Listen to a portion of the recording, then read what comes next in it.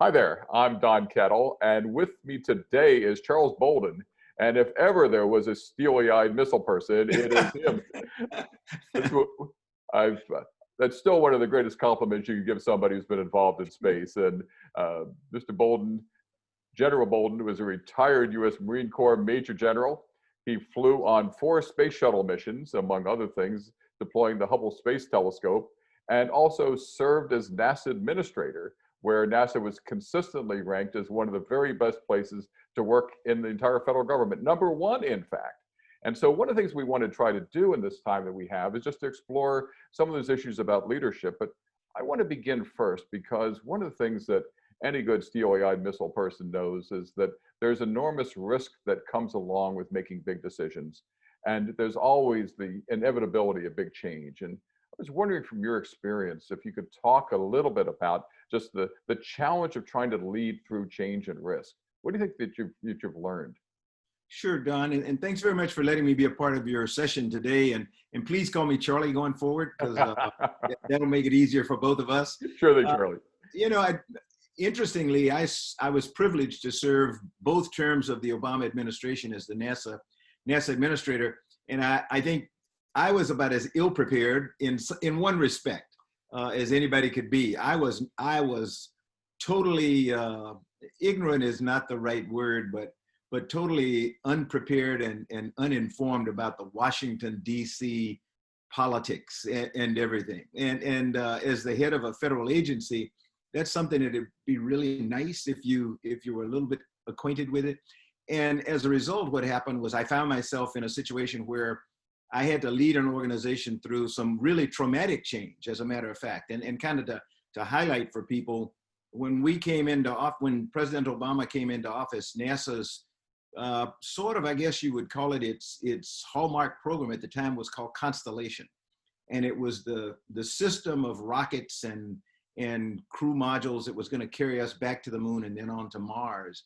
And the program was in some pretty good trouble financially, schedule-wise, and even engineering complexity. And that was sort of the straw that broke the camel's back for me, was the engineering complexity. And when the Obama administration came in, the determination was made that we were going to do two big things. We were going to take an almost 30-year incredible program called the Space Shuttle, and we were going to follow the direction from the George W. Bush administration after the Columbia accident, that we phase out of the shuttle over about a 10-year period of time. So our target date to essentially shut down the shuttle program became 2010. The second thing was that we were going to terminate the Constellation program. And what we were able to work out with the administration was the fact that while terminate is a horrible word, what we really wanted to do was transition the program or revise the program to one that was more affordable, sustainable, and realistic. And so those were the things that we undertook over the time that I was the NASA administrator. A lesson that I recall from my Marine Corps and Naval Academy training was, as a leader, the best way to do anything that you want to accomplish is to get the rest of the team to adopt the ideas as their own. And so what I did was work diligently to help all of the 18,000 NASA employees and our 40,000 or so contractors understand what it was we were trying to do. Was that we really wanted to get NASA back into the exploration business. And in order to do that, we need to make a transition to something that was, the country was able to do, which was turn to commercial capabilities to get us to provide transportation from Earth to low Earth orbit. So long answer to your question, but it was the big thing was to get the workforce to buy into the changes we wanted to make and adopt them as their own. And this is such an interesting challenge because the entire constellation of people that you were talking about in this program had been devoted to the idea of the shuttle, to the idea of this particular engineering technology for a very long time. And all of a sudden we're saying, we're not going to be doing that anymore. We're going to be shifting to something else. And how do you, it's not quite turning on a dime, but how do you turn an agency and all the people and all the contractors associated with it into such a different kind of strategy of trying to engage people to move toward these different ideas and different mission?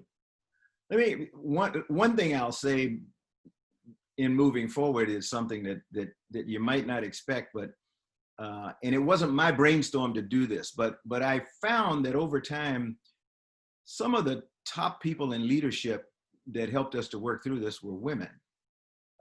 In an otherwise very technical organization, engineering focused and everything else, and an organization where you would not normally expect to see lots of women in leadership roles. And we did not have lots of women in leadership roles. But what happened was, among those few that we did, they rose to the top and they ended up in positions of leadership. So I think I was much better able to work with them in building teams and in getting the teams to understand what the mission was. They were very mission oriented, very focused, and very compassionate people about the workforce. And so that was, you may not think about compassion when you think about leadership, but I happen to believe it's one of those key instincts, or one of those key personal traits that a leader needs in order to be able to get people to come over to the side that you think is the way we should be going. So I had some really sharp ladies who were among the workforce, and two of them in particular ended up carrying us through the shutdown of the shuttle program, because one was leading our NASA side of the shuttle retirement program, and the other was leading, back then it was a company called USA, United Space Alliances. And so between the two of them, they provided the leadership that we needed to get everybody over the hump. When we landed Atlantis on the very last shuttle mission in July of 2011, we towed the vehicle off the runway and over to the big VAB at the Kennedy Space Center, and we had a party. And this was their idea. You know, we're going to be giving out pink slips tomorrow, and we need to find a way to thank everybody and let them know how much we appreciated all that they did for us. And it was a huge party that they set up to celebrate the 30-year incredible performance record of the shuttle over that 30-year period of time. And also trying to let them know that we were going to go through this rough time, and where a lot of people were going to lose their jobs, but we really wanted to we were going to help them find employment in the area, so that when we got back up again and we were beginning to build NASA back up in the Cape Canaveral area, that they would be around and would want to come back and work for us. And that worked pretty well. We're talking about years of time, but it worked. And one of the things I'm struck by as you tell these stories is that we so often talk about things like, well, it's not rocket science, or we tend to look at rocket science and rocket scientists as the kind of thing that the rest of us mere mortals couldn't even imagine figuring out how to do. But what you're talking about is trying to make rocket science into the process of getting transformation by building teams and using that to drive mission. Is that a fair characterization about what rocket science really is? That is a perfect characterization. Rocket science is people. The formulas and all the rocket equation and all the other stuff that that's not what makes rocket ships work. And that's not what enables a team like a SpaceX today, if you will.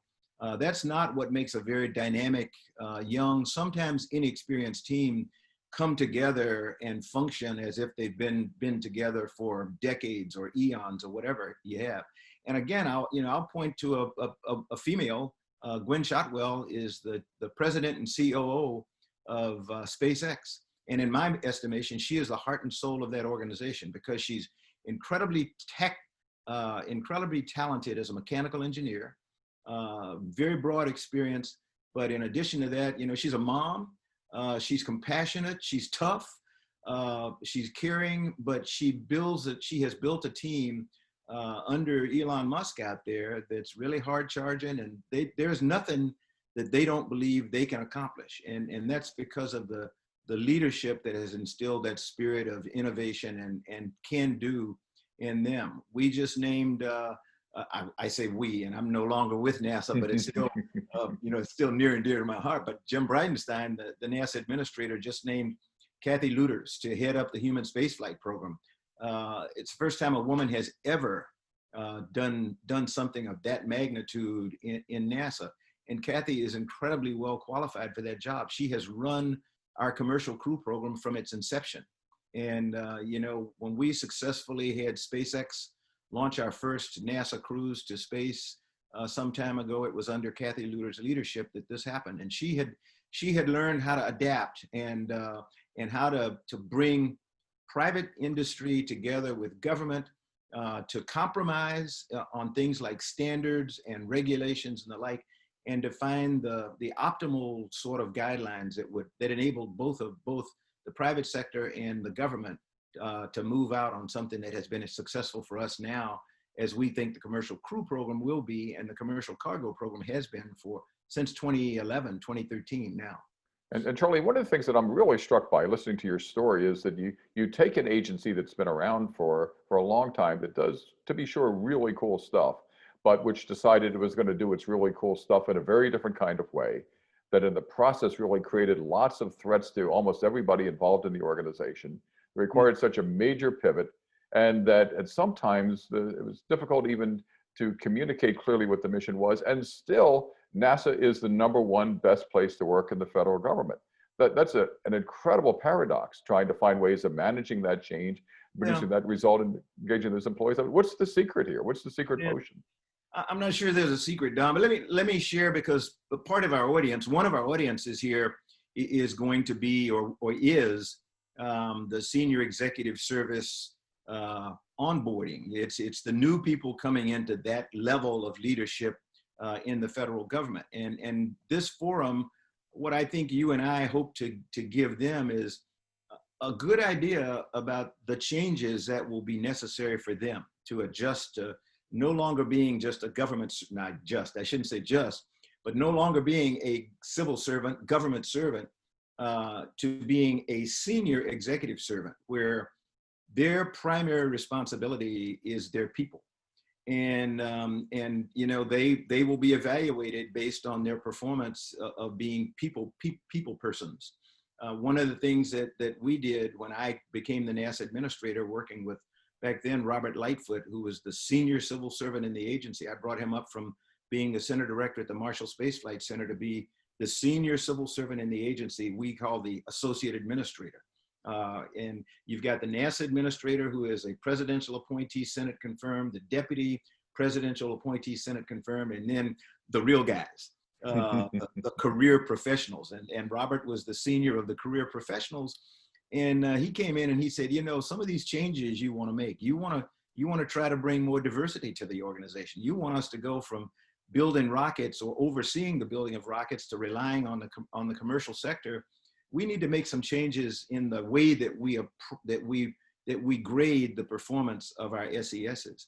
And so we took the performance parameters and we flipped it from the #1 thing being what we call results driven, or, you know, getting to the end of the mission as the #1 thing that was important to them, to being 2 other things. And one was creating change, or driving change, and leading people. And you still were expecting them to be results oriented, but the percentage of their grade and their bonuses that came about, the vast majority of it, about 50% of it, came from leading change and leading people. And that was different for NASA, and particularly for the civil servants who had been, you know, moving into SES was just like being a senior engineer or a senior mechanic or a senior whatever else had done before. And we said, no, that's not exactly what your job is now. And that's the hope of the SES or onboarding forum, is to help these new civil servants understand that now your job now is people. That's your #1, that should be your #1 focus and your #1 operation.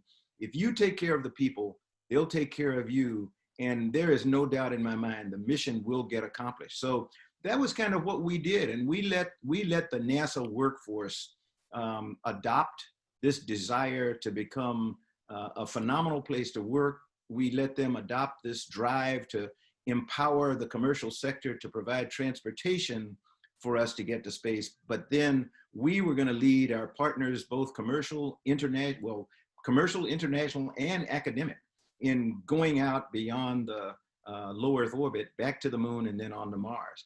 And people really bought into it, all the way down to the custodians in the offices and in the buildings. Because when we talked to them, we wanted them to feel that they were a part of the team also, because They really are. You know, nobody wants to go into an office that's not well kept, or where, you know, the toilet paper is not there. I mean, these are trivial things maybe to some people, but it's really important. And so we wanted our custodians, when people asked them what were they doing, we wanted them to say, I'm trying to help send a human to Mars. And over time, even the custodians became a part of that hard driving team and helped to get us to the point where we were #1 in the federal government. And I think we've been there now for going on 8 or 9 years. I think that's right. It's an amazing story. But one other amazing story that you tell too on top of it is something based on what you call Hoot's Law, named after Hoot Gibson, who was a Yeah. well-known astronaut as well. And it has to do a little bit with how not only leaders lead, but also how leaders learn to try to figure out how to take advantage of the mistakes that they make. And I was wondering if, in wrapping up, you could tell us your story about Hoot's Sure. Law. I'll try to make it quick. You know, as a steely-eyed test pilot, you could fool yourself that you were the reason that things got done and that you were the most important member of the team. Coming into the astronaut office where you're trying to continue to do that kind of thing, I was really struggling with my getting ready for my first flight, because the space shuttle was an incredibly complex vehicle. And as the pilot, or co-pilot in common terms, I had responsibility for almost all of the technical systems in the shuttle, for making sure they were working correctly. And if something went wrong, to try to oversee the steps that we took to correct it. And so I went in and talked to Hoot one day and I said, I'm never going to learn all this stuff. I was really having trouble with the electrical systems, because there are redundant buses and redundancy to the buses and all this stuff. And he said, hey, just calm down. He said, the light bulb's gonna go off soon, so don't worry about it. We all go through this. And so that afternoon we went to the simulator, and our session that day was a standalone one for just the crew. And we were gonna practice going from getting into the vehicle through launch and getting inserted into orbit. So I was pretty excited. I really wanted to impress my crew, because every training session is a disaster training session. Nothing ever goes right. And we lifted off, and boom, right away we lost the main engine. And I looked around at all the gauges and everything, and I deduced that we had lost that engine because we had an electrical system failure. One of our main buses driving one of the engines had failed, and it had caused that engine to shut down. And so I looked around and I said, okay, I got it. We've got a bus short. I need to get that bad bus off the line so that we don't short out any other buses and cause ourselves to lose another engine. So I proudly looked to my left and said, hey, Hoot, we got a bus short, and it's essential 1 BC or something. I don't know what I told him. And I'm going to go ahead and I'm going to do the bus isolation procedure. He said, sure. And so without consulting with anybody else, without asking anybody else on the crew, hey, can we take a look at these indicators and make sure I got the right bus of all these 9 that I can pick from? I just turned around and I reached for the switch and I shut down the bus that I thought was the bad one. And all of a sudden, it got really quiet, because I had selected a good bus, and I had shut that one down. And it happened to be a bus that was essential for a second main engine. And so what I had done was I had shut down a good engine, and instead of going to space, we slid backwards into the Atlantic Ocean. And as we're laying there dead, figuratively, Hoot looked at me, he said, Charles? And I knew I was in trouble when he said it that way. He said, did I ever tell you Hoot's Law? I said, Hoot, you did not. What is it? He said, no matter how bad things get, you can always make them worse. And I felt about that big, but the lesson he was saying was, look, in this vehicle, there is nothing, almost nothing that happens that we have to act right away. That we're a team, and we need to function like a team, and we need to back each other up and make sure that before we take any action, it's the correct action. That before you fix something, make sure you know what's broken, because in this vehicle, there may be nothing wrong. It could be electrical. And so I learned that lesson really hard. And every crew I had after that, I always taught them Hoot's Law, and we always made a policy that no one person goes off and works something without at least consulting somebody else on the team, because if we've got time to do it over, then we definitely have time to do it right. And the way you do that is by working as a team cohesively and making sure that you get the right answer the first time. That's such a great story, Charlie. I really appreciate you sharing that with us because it's a lesson not only about leadership and about leadership building on teams, but about how the rest of us can begin to aspire about being real live rocket scientists and steely-eyed rocket persons ourselves. So I really appreciate it. And thanks so much for joining us. This has just been a great conversation, and we're really grateful to you. Thanks so much. Thanks for letting me be with you, and best of luck. And hopefully we'll get a chance to work and do this in person sometime in the future. That would be a treat. Thanks again. Take care.